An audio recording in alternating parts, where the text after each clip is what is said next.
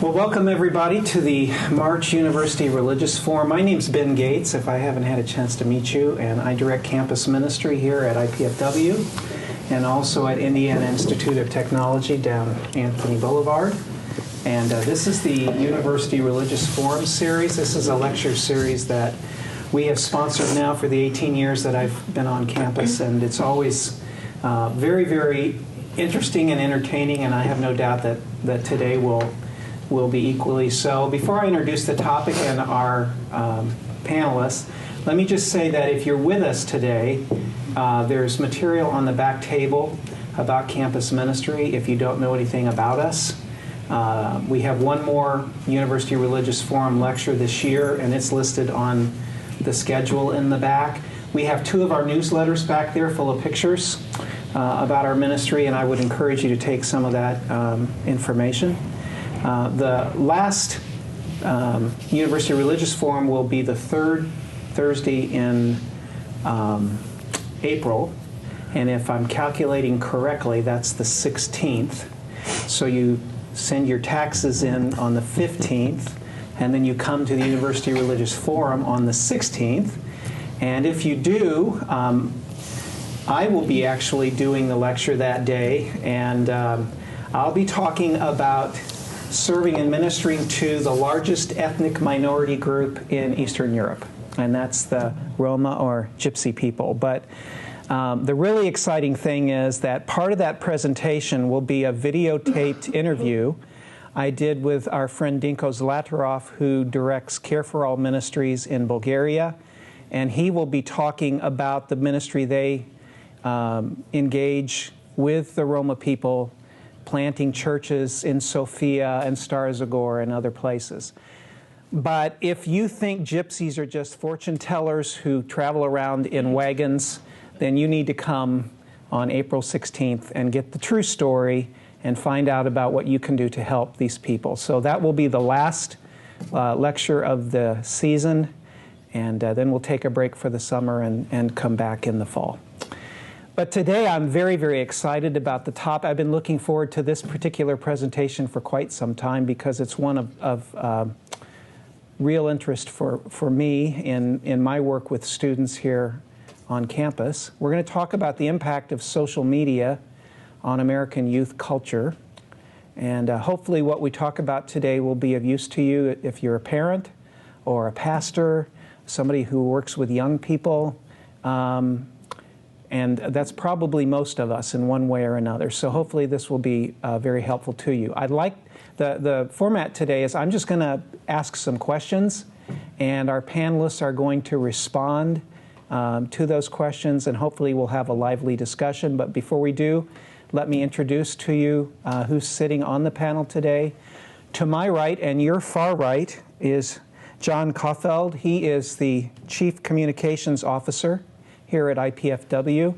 Prior to holding that position, he was the very first social media manager that we had here at IPFW. Of course, social media is relatively new on the historical landscape, so he's not an old man. He's a young man, but he was the first social media manager we had here at IPFW. He also is an IPFW alumnus. He earned his Bachelor of Arts degree in management here and also a master's degree in professional communication. And here's something really interesting about him. You know those dummies books that they sell, those yellow and black books? You know, dummies for this, that, and the other? John wrote 27 of those books, including the dummies book for Microsoft Access, for dummies for AOL, America Online, and also card games for some reason. I don't know, but a lot of computer software. So if you're having trouble with your Microsoft Office programming afterwards, even if you didn't learn anything from anything else he said, perhaps he can help you sort out your problems afterwards. But he's been married to his wife Jennifer for 28 years, and they have 3 children, 2 college grads and a 10-year-old. Next to John is Ashley Motia. Did I say that correctly? Okay. Ashley works for the Asher Agency as a digital marketing specialist. The Asher Agency is a full-service marketing firm in downtown Fort Wayne. She began her career at Asher as a social media strategist, and she still works very closely on the social media side of things, doing training, strategy development, and implementation for a variety of clients. And she is also a student of IPFW's Graduate Communications Program, so a current student here at IPFW. And then on my far right, at the end of the table, is Tanner Babb. Tanner graduated from Huntington University with a major in psychology and a minor in sociology. He worked as a home-based case manager with the Otis R. Bowen Center for years, completed a master's degree in education with a focus in marriage and family therapy right here at IPFW. We have a great program in that, so I'm not surprised that he came through the program here. He worked as a behavioral health science provider with couples, families, and individuals at the Bowen Center. He then completed a PhD in counselor education and supervision at the University of Toledo, and he is currently a full-time assistant professor of psychology at Huntington University and an adjunct professor in the graduate school at Huntington in the counseling program. His research areas include online social networking, couples and families, and the use of technology in counseling. And the dissertation is, this is interesting, focused on counselor education, student perceptions of ethics and Facebook. So I can't think of three better people to address the subject that we're going to discuss today. And I would encourage you to be thinking of questions, because I'm going to ask a few, and then I'm going to entertain questions from the audience as well, so that we can fully engage you in what you are interested in. So why don't we begin? And they fortunately gave me a number of questions that I could ask that would help to begin the discussion and allow us to get at the things that they thought are important. So why don't we begin with this? Address for us, in no particular order, and by the way, you don't have to answer every question either if you want to pass along, but let's talk about the relationship between social media and maybe social or personal issues or problems. How does social media either amplify or de-emphasize the things that people generally struggle with or encounter in society or in their personal lives? That's a broad enough question that you can pretty much talk about anything. So that is. Yeah, I guess I can start. Well, looking at research, I know for every hour of digital stimulation, it's about a half an hour less of personal interaction with people. And so the average student now, in terms of college students, spends about 8.5 hours of digital stimulation every day. So they've lost about 4 hours of maybe 10 or 15 years ago what would have been personal interaction, because we don't always personally interact with people all through the hour. Where I see it affecting students that I see, it has that effect of distraction. And students like to think that they're multitasking. And if you ever watch a student study nowadays, they've usually got their earbuds in, so they're listening to music. They have their laptops up because they've got Facebook or something going on. Cell phones are out because they've got Twitter on. And they're trying to study in the midst of that. And yet they think of it as multitasking when it's really what's called partial continuous attention, where they're going from one thing to the next to the next. And so I see it really less in efficiency. And I've actually walked into restaurants and seen couples who are both sitting at their phones texting, and that's their date. And so I see it having a lot of detrimental impact on dating relationships, marriage. And I think a big part of it's distraction, but I think it can lead into a lot of other issues as well. Well, I guess I interpreted the question more as how it can, the issues that we all struggle with every day, that word coming up, whether that kind of minimizes those or amplifies them. I can't remember the study, but there was a study recently that said people who flip through their Facebook feed, for example, they're more sensitive to issues that their friends, their connections struggle with. So, you know, if somebody's child is struggling with ADD or something like that, they're more educated, they're more sensitive to those issues because they're exposed to them on a more regular basis. And that, in that regard, I think that it provides a utility because it's educating people on a very personal level about struggles that many of us deal with in some form or another. But at the same time, I've also seen people who are struggling with, say, depression, for example, and they try to reach out to others via Twitter, Facebook, whatever it is. And if that act of reaching out kind of gets ignored or shrugged off, that can actually make them feel worse. Mm-hmm. So I think partly it depends on what those issues are, how the mediums are being used. I don't want to say that it's people like to either make social media the hero or the villain. I think it's a little bit of both.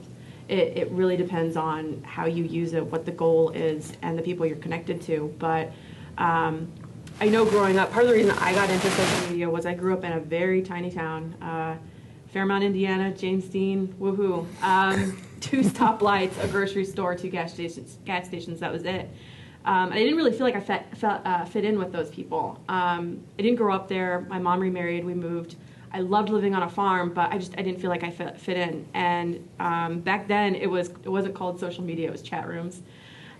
Chat rooms kind of in a way saved my life. I don't know where I would be or if I would even be here if it weren't for the connections that I made to other people via those channels that said, you know, hey, you aren't alone. There are other people like you out there. You know, there is a place for you in this world. It's just not where you are right now. So I don't know if you want to, that's completely different from what you were talking about. Well, that's great. It opens different avenues of conversation for us. So the thing that I've always seen about social media is it puts a whole new spin on the old phrase tempest in a teapot. Because, man, you have one person says something and somebody jumps in and wholeheartedly agrees and somebody else jumps in and wholeheartedly disagrees and then it devolves into this argument until nobody can remember what they were originally talking about and then we go on and we argue about something else. That always it just seems fascinating to me. It's interesting that Ashley would bring up chat rooms because one of the things about online chat way back when, you're such a pup. Late 90s. Late 90s, I know, I was there. I was just older. It's a very different dynamic than we have today in Facebook or in Twitter, because that dynamic of, say, the chat rooms going on Prodigy or CompuServe or AOL, you would often see familiar faces. You would go in.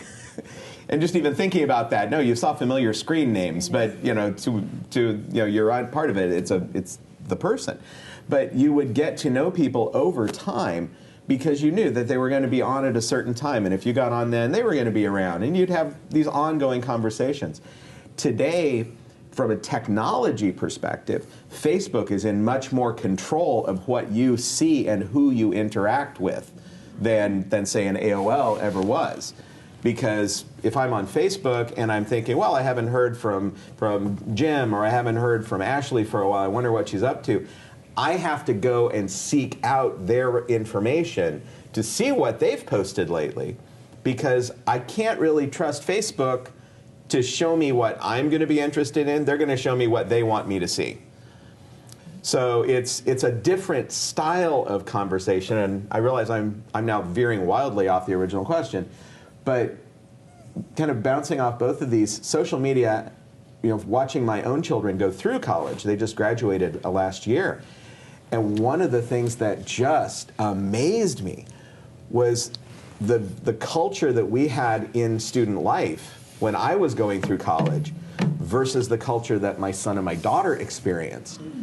Because, we would get together with my friends every night. This was what we did. We studied occasionally when we had to, but mostly, we were hanging out, having fun. And here I go and see my son's beautiful new dorm, and it's gorgeous, and it's got all of these facilities, and there are crickets. Nothing is happening. And when I walk back to the dorm rooms, everybody's in their room, and everybody's on their computer or playing their video games by themselves together. And I asked him, well, what about, do you have a foosball table? You know, you got a foosball table. What about foosball tournaments? You know, because that was the big thing. It's like, oh yeah, nobody ever comes to play foosball or play pool. Or you got a music lab? Yeah, I think there's a guy on 3 who does something with the music lab. But it was the creepiest experience. And it made me sad just to think, well, how do we get them out of all of these individual cocoons and interacting, because life after college is going to be a whole lot of human interaction. This is great because you all raised about 4 or 5 rabbit trails we can go down, but let me address one that I'm hearing here. As a parent with 2 boys who spent a good deal of time gaming alone in their rooms, Oh, yeah? I had to revise my thinking of what it meant to be relating to other people. Because originally I thought, well, he's all alone up there in that room. And then I realized he's not really alone in that room, because he's telling me about people in England that he's talking to and playing with and so forth. So I realized that I needed to rethink what you were talking about, being alone together. But let me just add to that, and this is how I'll ask the question. What I have been reading lately, which is very fascinating to me, is the idea that the young people that we're working with now, and they're called, I've seen Generation IY, iPhone, iPad, and all of that, or the millennials, or whatever you want to call them, perhaps for the first time in history, are definitely smarter than their parents because of the access they have to information and so forth. So the argument is that their IQ is high, their intellectual quotient, but their EQ, their emotional quotient, is low because they're used to communicating through screens rather than face-to-face. So for example, in my work, I see them delivering very emotional messages through texts or Messenger on Facebook with oftentimes disastrous results. So perhaps you can talk about this difference between EQ and IQ and maybe how that affects the way that we encourage or relate to young people. John, you want to start with this one? Because I could talk a long time. Oh, sure. From my own perspective, I am on the Asperger's scale just enough to be fun at parties and to not be able to relate to people sometimes. I will often have a hard time reading someone. So when I look at you and I look at your posture and your facial expression, how you're holding your arms and listening to the tone of your voice, sometimes I miss every message you are sending to me. It's just part of my makeup. And thinking through when the issues I had growing up, when I was in high school, I had a hard time relating to people my own age. I related to adults very well, and I related to younger kids very well. Social media was both a challenge and an opportunity because it let me say things in text, and I felt like I could be pretty clear in what I was saying. But at the same time, that flows back to, well, in social media, all you've got is text. So I can't smile when I'm saying something to show that I'm trying to be funny unless I put that in the text. You're really making me mad. Grin. So what message did I send? And that's, I think that we, especially as parents, or if you're involved in ministry work, part of the message and the interaction with students needs to be sometimes some coaching or some just making them aware that there's a difference between talking to somebody face to face and talking with somebody on text, and there are appropriate messages and appropriate channels. And the text is not always the best way to say, I'm having this emotional crisis. But for some students, that might be the best way because they can't sit in front of you and say, I'm really struggling with my place in life right now and I don't know what to do about it. That's scary to say face to face. But if I can do that on my phone and I can text that to you, maybe that's a way I can communicate that. And so we, as people who are trying to support students, I think, going back to what Ben was saying, we need to make sure we change our dynamic, because we may be thinking in terms of, well, I want to be there for you physically. I want to be in the room. And they may have a perspective that I can't be in the room with you and talk to you about this because it's so personal. Next. You want to take this one? No, you can help. You can help this time. First of all, I'd like to tackle the video game thing, Ben, that you talked about. I grew up in the video game generation. I mean, started with Nintendo and pretty much through about every video game system. And it's funny, I haven't played a console game in exactly a year tomorrow. Ironically, my son was born exactly a year tomorrow, our first child. And it's not for part of lack of sleep and lack of time, but also just my time with him is much more precious than my time with video games. And yet I also understand, talking with a lot of my college students, seeing a lot of my friends who have younger brothers and sisters who play video games. As a parent, you have to understand what those games mean to them at times, because it's not just them wasting time.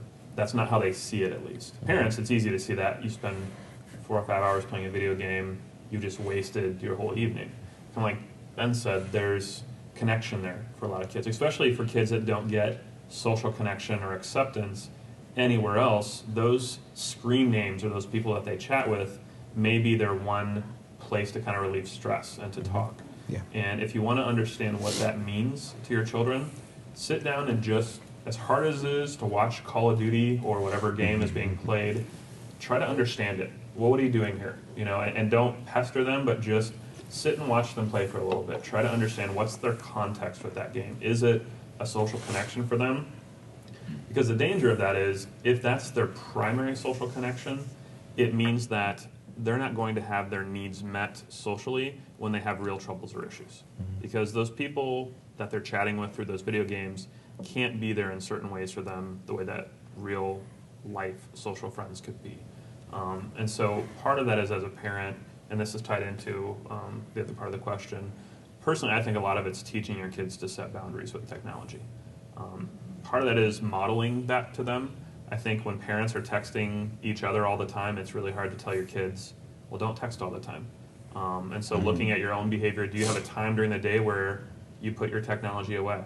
A lot of families I know, 8 o'clock at night, phones go in the chargers, no iPads, no computers, no TV. It's just time to be a family. I think that modeling, setting boundaries, but also in terms of the emotional quotient, giving your children opportunities to build that. That's something that starts very early in life developmentally, where you go to a restaurant and rather than let your kid be on their video game system or on their phone, you make them order their food. You know, you make them talk to the waiter. You make them put the order in at places. It's continually giving them opportunities to learn those social skills. And it's sad to me that one of the biggest skills I see kids not learning is frustration tolerance. Because the minute they get frustrated, parents give them an iPad or a phone, because it quiets them down. But they don't learn how to manage frustration, how to deal with anger. All those emotions, all they know to do is to escape from those things. They don't know how to work through them, and that has a huge impact on relationships and that emotional intelligence that they carry forward into friendships, dating, and relationships. Okay, I'm going to, let me redirect the conversation a little bit, and, yeah, Can I ask you a question? yes. I'm going to go back to Only because you're my boss. I'm going to go back to something you said, where you see them being smarter today. Now, I'm an adjunct professor teaching information technology, strategic use of it, and so on. So we do a lot of case studies. I've been doing this 16 years. I have seen them become more informative and less smart. We do a lot of presentations every week. I force them to get up and give a presentation to the rest of the class. One student gave a brilliant presentation yesterday. He had gathered from the internet all kinds of material and so on, couldn't answer one question about it. And that's what I see. They're far more informed, but don't understand what they have gotten out of the internet. And that I find very They have a very broad knowledge base, Yeah. but the depth of that knowledge. Yeah. Yeah, and not being able, collecting information, but not necessarily being able to think critically about it. And one thing we do is I keep bringing up that, I don't know if you've ever seen that continuum where data becomes information when it's structured, and then information becomes knowledge when you begin to use it, but it becomes wisdom when you get your fingers burned. Right? Yeah. And they don't move that Right. last step. Let me, I'm going to aim a question now at Ashley that is right up her alley here.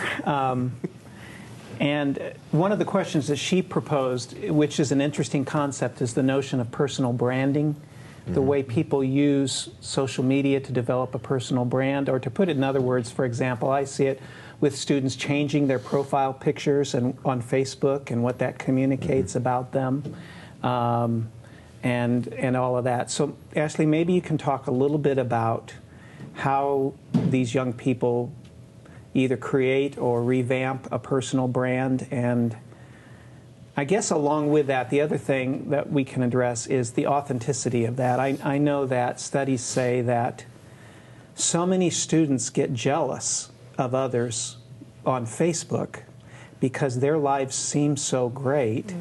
And yet we all know that people are often lying on Facebook about how great their lives are. So, you know, maybe we can talk about the personal branding aspect and how they do that, and how real what we see on Facebook actually is. So in my graduate studies research, the thing that I'm really focusing on towards the end of my degree here is selfies and the role that selfies play in identity creation, identity management, that sort of thing. It fascinates me because there are all these different filters. You can pose them just right. You can, certain phones, my phone has it, some editing software built in where I can kind of get rid of my jowls here a little bit. But just using those tools to kind of make that picture perfect image that people put out to the world. And now you're seeing kind of this backlash of, you know, oh, I woke up like this, even though you know they didn't really wake up like that. It very much goes back towards trying to outdo, trying to be the one-up. But there's that component, and then there's also the fact that young people still haven't really figured out who they are yet.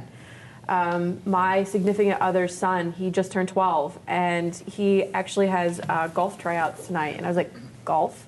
Really? I mean, this is coming from a kid who's mainly into like monster trucks and baseball and hunting, and here he's playing, you know, kind of a higher class sport of golf. It seemed really weird to me, but he's trying it on. It's like clothes. They're trying them on. If they fit, maybe they'll keep them. If they don't, they try something else. And the interesting word that Ben brought up is the word authenticity, because you never know if, okay, is this just kind of like a phase? Is this something they'll just kind of move on from? Or is this something they're going to really fully embrace? I think you have to kind of walk that line of being supportive but also being flexible if they decide that they don't want to do that anymore. The unfortunate thing about like golf and hunting is they usually require some kind of apparatus, some kind of equipment or something like that that's usually cheap. But they're trying on all of these different things to figure out who they are. The same goes with music. He listens to everything from, the other day he was quoting a rap song, and I'm like, where did you even hear that? They're really trying to figure out that place. And some of those things, there are things that I listened to during that phase in my life when I was like 14, 15 years old that I still go back to today because they've just always stuck with me. But that number is very, very small. You see some kids who are changing their profile picture every single day. If it's the same kind of picture all the time, there's some consistency there. But if you notice there's a difference between, you know, kind of how a girl's styling her hair or the clothes she's wearing, or maybe it's a selfie with friends, maybe it's not, that's probably a good indication that that's somebody trying to kind of figure these things out still, trying on these various different things. You'd be able to speak to that more than I would with the background in psychology, but yeah, just kind of being flexible with it and not having that knee-jerk reaction of, oh, you're into hunting? Well, you know, now we've we've got to do all of these things that are about hunting, and I've got to learn about it, and they may not be into it tomorrow. It may not stick with them. So, I don't. Well, and just to build real quickly on that, that goes back to what Tanner was saying about connecting with your children, if you're as a parent, or connecting with the students that you're working with. You know, so often I'm in the unique position of having been dad, and now I'm like a dad 2.0. So we had, two that are in their 20s, and now we have, surprise, who's 10. And so in a way, it's kind of like I get to go back and try new stuff. Like, well, this didn't work with the first two. Let's see how it does now. And I also, those points like, wow, you were really a jerk about this, so let's try not to be like the jerk this time. But one of the things that I have learned over time is to be much more engaged with asking why my son is interested in something and letting him teach me. So he's going through a Pokemon phase right now, and I have learned an alarming amount about Pokemon from him. But it's become it's interesting to hear him explain it, and it also touches on what you were saying, Bob, about he's having to work through logically some of the things that he knows, because he'll say something to me and he'll forget that, well, he's over here and I'm like in the next building with knowledge, and then say, well, get me here. How are these two things related? Oh, well, and then he'll have to walk me through all of this.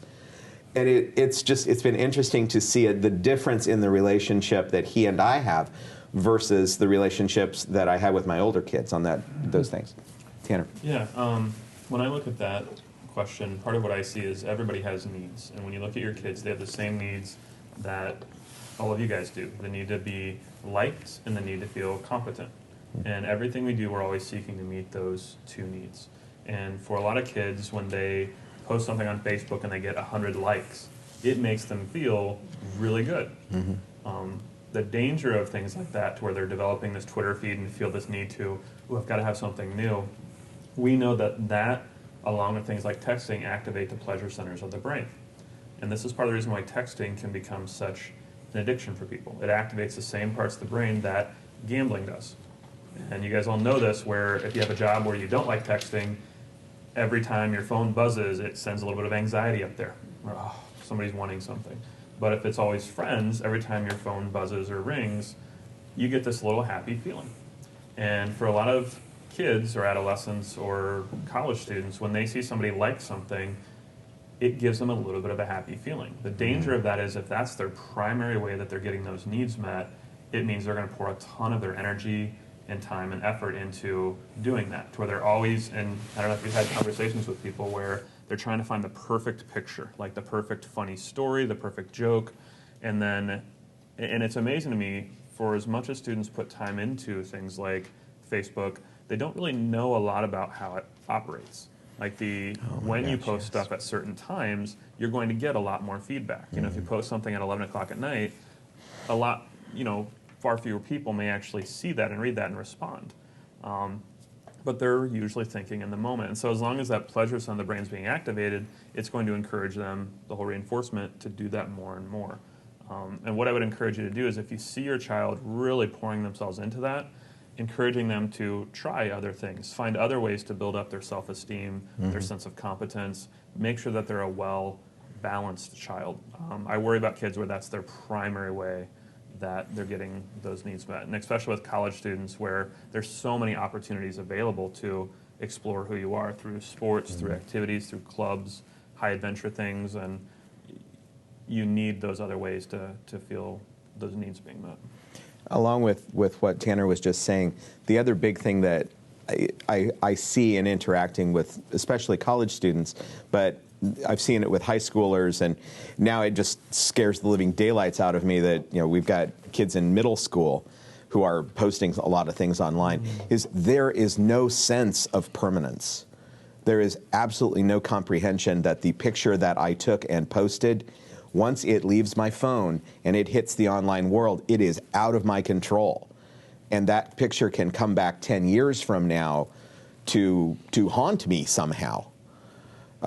And trying to express that to someone who's in high school, well, 10 years from now, that might be kind of a bad thing to have pop up. Oh yeah, and aliens might land 10 years from now too. It's hard to frame that, but that's something that, especially with college students who are thinking in terms of a career in 4 years, that's something that I always try to make sure that the students I talk to have some understanding of. Yeah, you probably, there are photos you don't want to post. There are photos you'd kind of like to post, but you really better not. I'm often surprised as well at the level of sophistication that some students have when it comes to what's posted and what's not. Going back to branding and identity, who I am, that they have a very carefully crafted vision of this is the stuff I post and share. And then in some cases, I've talked to students who have what they consider their anonymous fun account, which is where they'll post the pictures that they can't post around grandma, or the pictures that they can't post around mom and dad, or the ones that they just want to share amongst their friends. But again, there is no understanding or little understanding of that sense of permanence, that once I post it, it's out there somewhere and somebody could find it and tag me in it, and now it's part of Google. And I just to add one last thing, I want to make sure, and maybe Ashley could chime in on this too, it's not all negative in terms of social media, with the branding. Like the water bucket challenge thing or the ice bucket challenge, that was a huge thing to where it got a lot of people on board. There is an amazing potential in terms of branding, in terms of what college students, adolescents, how they choose to use that. There's a lot of positive ways to use that, to raise awareness of issues. And I think that a well-educated child or an emotionally intelligent child can use that to bring awareness or attention to very important things. And part of that is how we as educators, how we as parents choose to instill values in them or character in them, to use that as a means or a mode of communication to raise those awareness. So I may convey a lot of the negative side of things because I tend to see it affecting like students' jobs. And I do presentations where I give examples of these are all Facebook posts that have cost students and individuals I know their jobs, because I have a lot of them. And that's scary to me, that you could work for 4 years or 7 years or 12 years, and by saying one little thing, cost yourself your entire career. And yet that never in history have kids or students or adults had so much potential to ruin their life in such a short period of time. Yeah. And yet that's what media can do. I recently talked to some parents, older parents with children who were married, and they had figured out their son was having some marital difficulties, and they had figured out that their daughter-in-law changed her profile picture, and if the profile picture did not include him, they knew they were having problems. But if the profile picture did include him, things were better. And they were actually monitoring the relationship through Facebook that way. It's a great thing, as in-laws Yeah. and stuff to know where they stand. That's why God invented privacy preferences. So I'm going to ask one more question, and then I'm going to allow you to ask some questions. But let's flip it a little bit. And you alluded to this, John, but Facebook is not this neutral agent. It's also shaping us the way it's designed, and I'm sure that's true of other social media. So why don't you all talk about maybe what we ought to know about how social media might be manipulating us or young people, just in the way that it's designed, and the strategies that these social media companies have. Wow. Ashley, do you want to jump on that, or do you want me to? Or we can toss to you. Sorry, not cutting you out down there. Well, you had started with Facebook. I don't want to steal your thunder on Facebook, because you were talking about the news feed and how it filters and. Well, one thing, if you're thinking Facebook, be aware that Facebook has an extremely active system that is designed to show you things based on what you like, based on people you interact with. Interestingly, based on Facebook partners that you have interacted with. So you might find yourself doing a Google search on, let's pick something obscure and say... Cats in outer space. Cats in outer space. And all of a sudden in the bar on your Facebook page, you will start seeing ads relating to a Google search that you did. So there are behind the scenes connections. I'm not saying this is nefarious in any way, but we live in a world of big data, where it's everything that we do online in a lot of ways can be tracked on the back end in ways that we aren't even aware of. So there's interactions going on.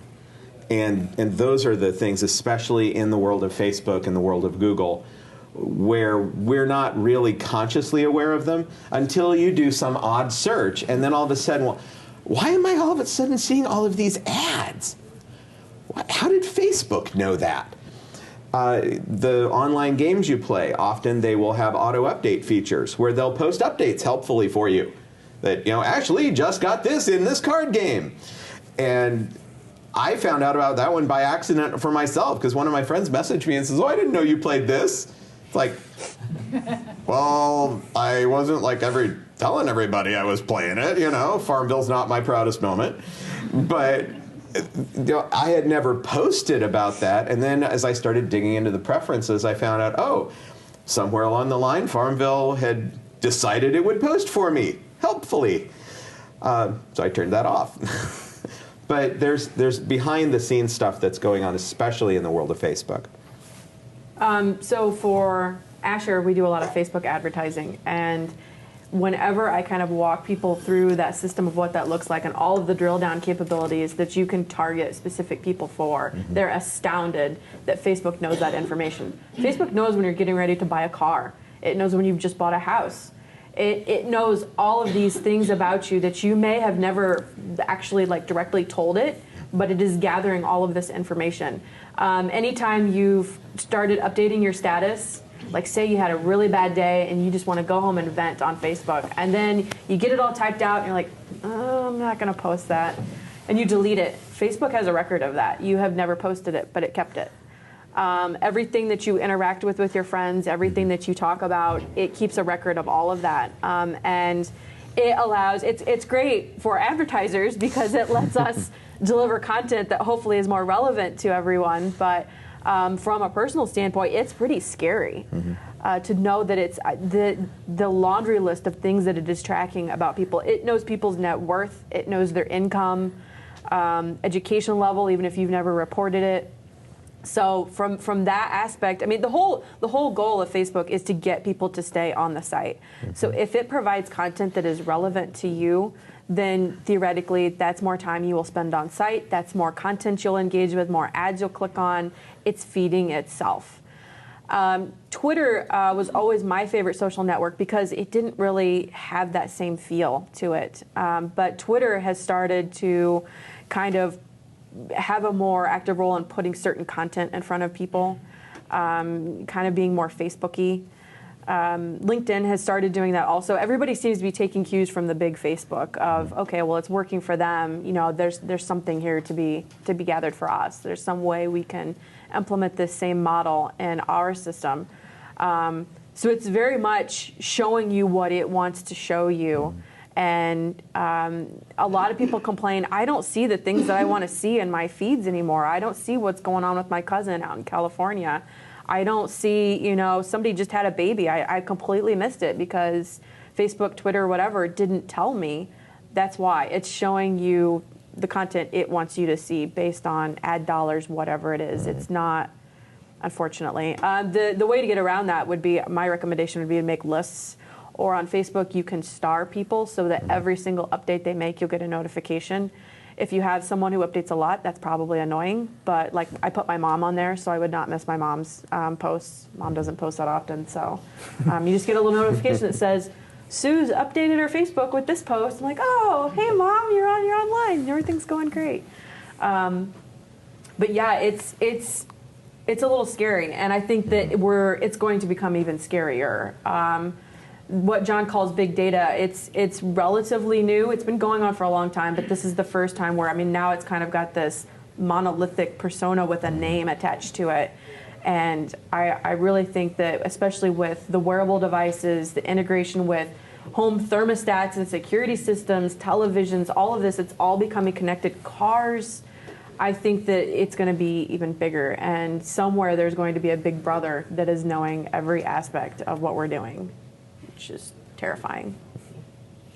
I guess that was very comprehensive, Ashley. Thank you. Maybe the one thing I would add is, like, when I look at my Facebook, and I always try to keep all this in mind, and for as much as I talk about social media, I'm actually quite boring on Facebook because I post maybe 4 or 5 times a year. And part of the reason is I always ask myself, do all of my friends care about this? Like, am I going to offend people? Like, I go through this process of decision making where I try to think about, okay, if I put this up, if I post this picture of my son, could this be misused in any way? Could people do something with this? By the time I get through that process, I'm like, it's not worth it. And I just don't post. And so, like, big, huge events where, getting married, child is born, I'll tend to post. But I've seen friends where they posted a lot of stuff where it's that mindset of once it's out there, it's there forever, and you have no control over how other people use that content and information. I mean, especially with pictures, because anybody can download any picture you post on Facebook. And I've seen that hurt a lot of people, ruin a lot of people's lives, and it is scary to see social media and just the influence it has. And I grew up with, I started using Facebook pretty shortly after it came out because I was in college at the time. And so I had it before it was freely available to everyone. And it was really cool then because it was like, okay, other college kids, it really felt like the purpose of this is connection. Mm-hmm. I look at it nowadays and probably half of what I see is advertising or game updates. Mm-hmm. And each day I find myself enjoying it less and less because I'm like, okay, it's like watching TV again where I have to watch commercials and stuff. Which I'm wondering how long it will be before we have commercials, before we get to see feed stuff. And so I still see a lot of great potential in social media and Facebook and Twitter. And I think this generation, especially things like YouTube, it amazes me what 10-year-old kids can make doing really good YouTube videos.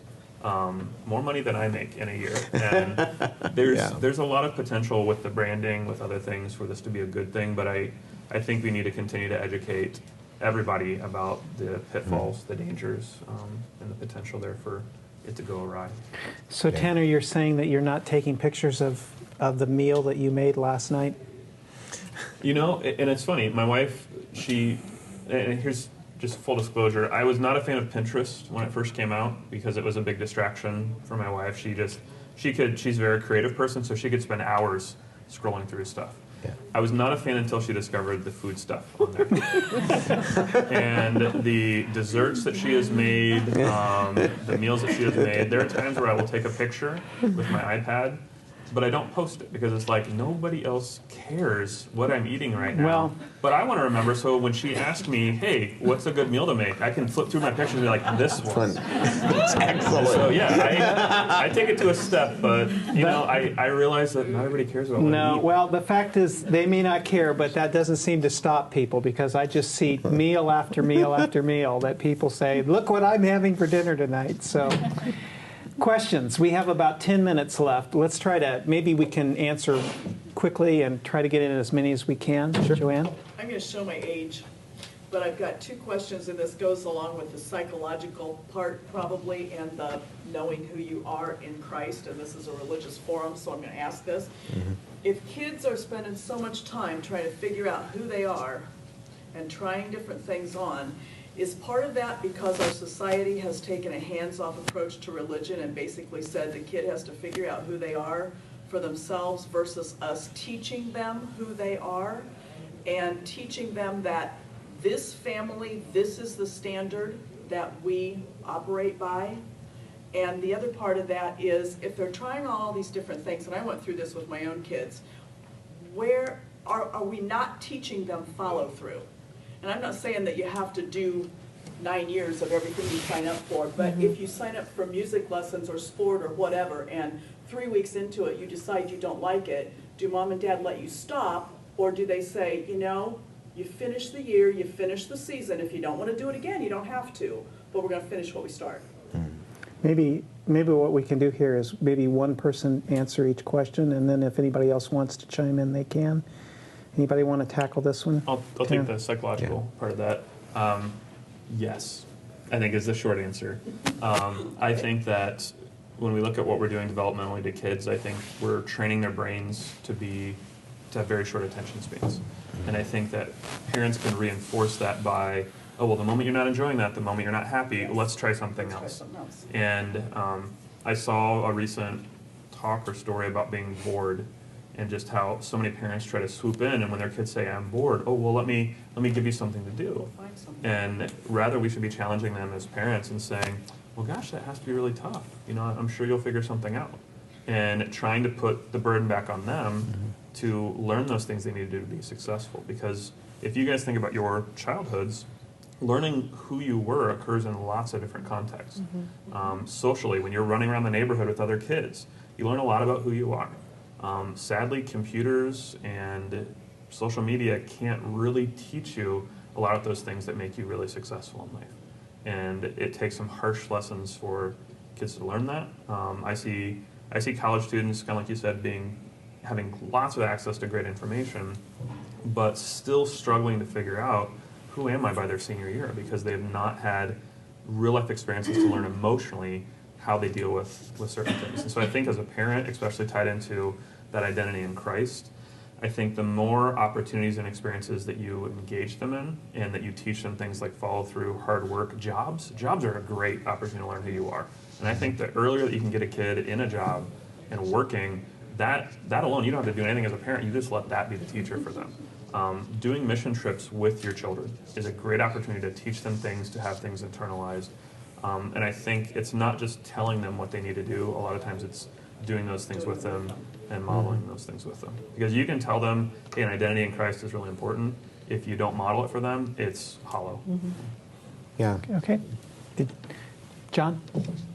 I wonder if, because of social media and sort of our screen addiction and these sorts of things, if we're losing a bit of our humanity and forgetting what it means to be a human being. In this sense that who you are on the screen or in the social media world is not necessarily who we are in real life.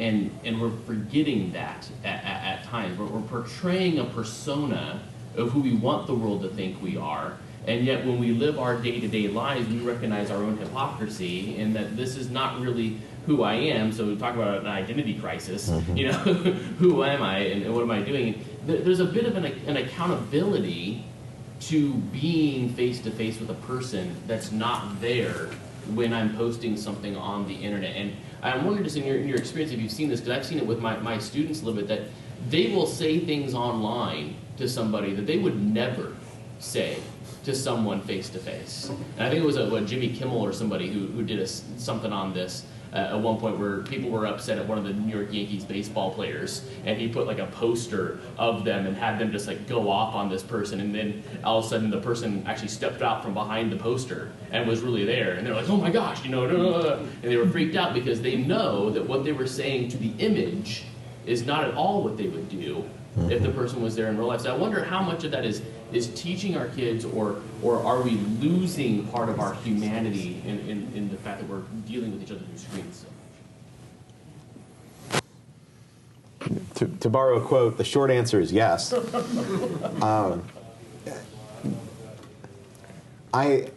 Over time, when I was doing full-time social media here at IPFW, one of the things that was a constant source of amusement was students who would post these bitter rants about IPFW sucks and this and that. And then as IPFW, I would respond to them. Like, I'm sorry, it sounds like you're having a really rotten day. How can I help? And over half the time, no one would reply. The vast majority of the replies I got were, oh, I just couldn't find a parking place. Like, wow, okay. Thanks for ruining our reputation. Yeah, try P3. There's always spaces. But I was surprised that it was a very tiny percentage of those posts that somebody really had something that that I could help them with. And I wonder sometimes about the reactions that we will give online. You know, I try to be very thoughtful when I am replying to people, because I know that you're going to be reading my words and you can't hear my tone of voice, you can't hear my inflection, you can't see my face. But along with that, Facebook, I've noticed just in the past 2 years, has developed this knee-jerk thing where, you know, it's like instant angst. You know, you see a headline to a story and somebody, you know, posts this, "I can't believe this is going on." And They didn't even read the story. Yeah, they half the They time. read the headline. Yeah. And then the story is actually something that's really innocuous. It was just a you know, click. It was a headline to get clicks. But then somebody will correct them, or they'll post something else like, "Well, you know, that's a fake story off of a non-news website, right?" Like, oh. And one of the responses that still staggers me I got from someone was, "Well, it sounded bad." Well, yeah, it probably did. But really, this whole lack of truth thing should bother you more than that. Right. Yeah. Our pursuit of things that are, you know, that are truthful and Yeah. virtuous and beautiful, and all this is getting tainted, it seems, through the screen. Yeah. We have about 2 minutes left, so I think I'll give you all the opportunity. Any final thought you want to share before we close things off? Yeah, well, one quick thing I would share is that it's interesting, and a lot of the reading I've done in social media, a lot of the big social media moguls send their children to schools where they don't use a lot of technology. Mm-hmm. And that should be very telling when, you know, CEO of Google or Apple, their kids are not using iPads in class all day long, are having to study the old-fashioned way. It tells you something about how they see things like social media impacting education and learning. If you're down by Citizens Square downtown, walk around the building and look at the quotes that are written into the bricks of the sidewalk around the building. Because on one corner you will find a quote from Philo T. Farnsworth about how his children did not watch television. It's a very, very telling quote. That was my addition. I don't have any profound wisdom. Sorry. Sorry, I can't top that, John. Oh, sorry. He's honest. Yes. Yeah. All right, well, thank you so much for coming today. Let's give our panelists a hand if we can. Personnage dans mes tableaux, à me voir vivre en décroché, mes idées folles devenaient